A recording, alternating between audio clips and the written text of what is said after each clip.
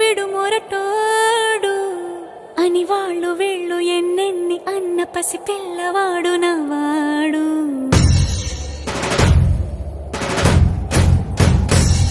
విడుముండోడు అని ఊరు వాడ అనుకున్న గాని మహారాజు నాకు నవ్వాడు.